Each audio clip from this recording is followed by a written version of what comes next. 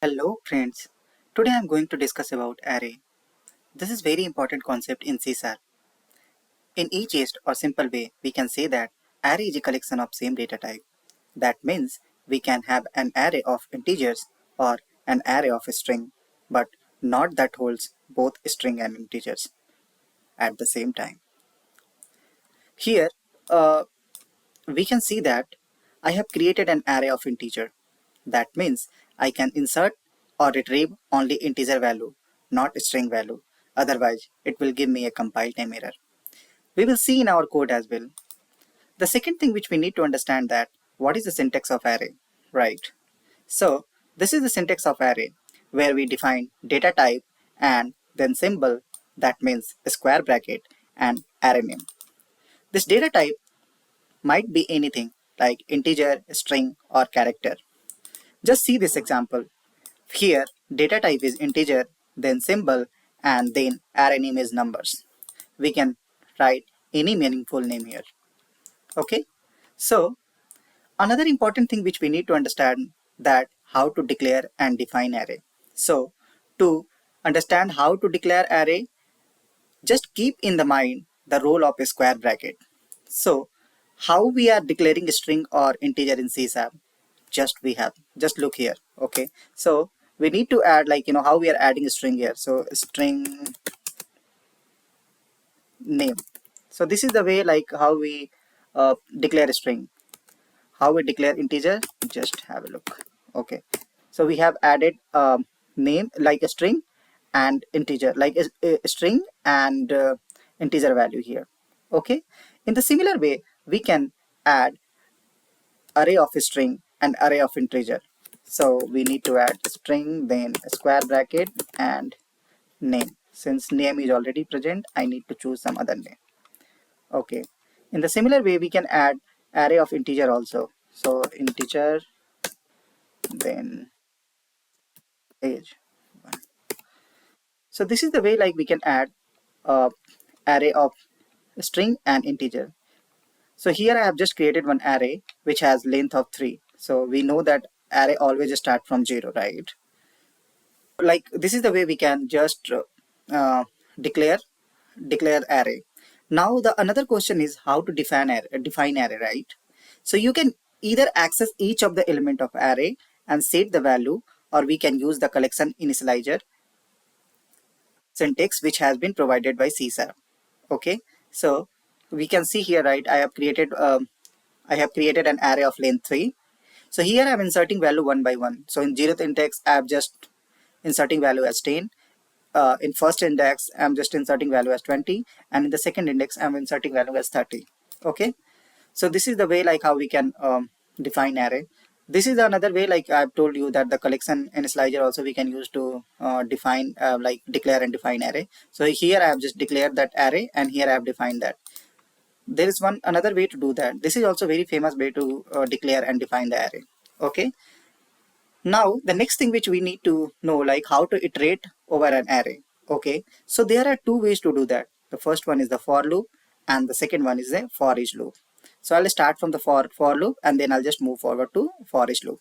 So in for loop, like, what we have to do, I'll start from int I equal to 0, then I less than array dot length,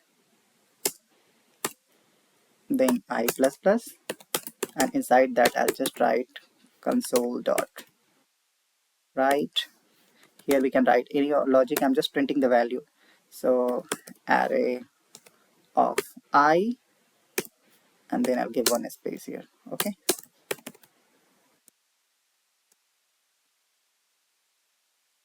yeah, we can debug and see. I'll just put one breakpoint here. Okay, so let me start my application.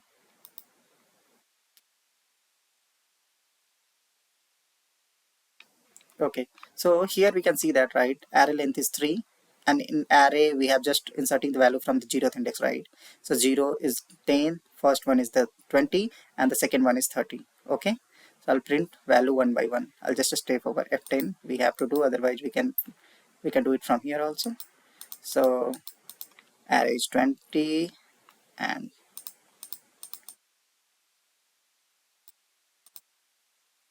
So we can see the value, right? 10, 20, and 30. Got it, right? So one thing you have noticed, I have written like array dot length is less than because array always start from index 0, right? So here you can see that my array length is 3, but array has stored till positions 2. Okay, so since I had started from 0, that's the reason I have just written like I less than. I'll show you. Okay, so you here you can see that, right? My array length is 3, but in array we have just stored till second value. Since we know that array always start from index 0. Got it, right? Second thing what we can do here, if I'll just give this array 1 also, it will give me the same result, right? I'll just put array 1 here and see like what we are getting. Sorry, this array 1, and I'll just modify some value here. Instead of 10, 30, I'll just write 40. Okay, we'll see that.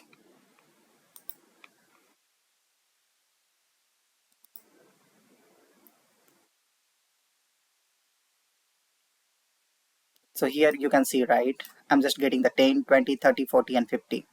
In the similar way, what I will do, I'll just declare this array 2 here. So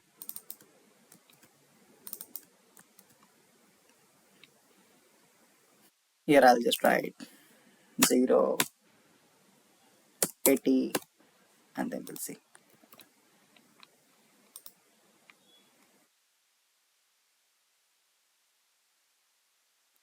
Yeah, so you can see like I'm just getting like 0, 80, 10, 20, 30. Okay, the another way to retrieve the value is using for each loop.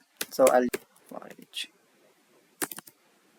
Okay, I'll just give value array here in place of collection, and then console dot write, and I'll put item. This will also give me the same result.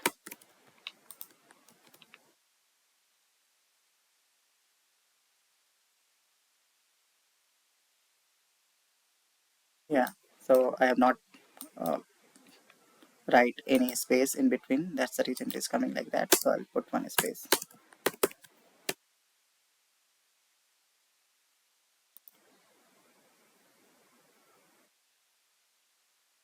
Yeah, you can see that, right? 10, 20, 30. So I've just defined 10, 20, and 30. Okay, what else we can do? Instead of integer, I'll just put some string value also, right? So let me define a string value here. Then, so here it is giving error because we have just defined a string now. So we have to write any string value here. So I will write down.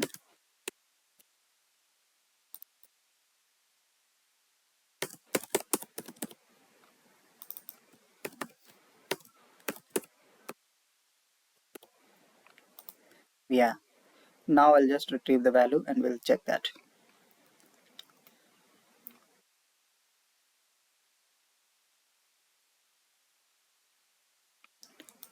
Just see here, I'm getting the expected output, right?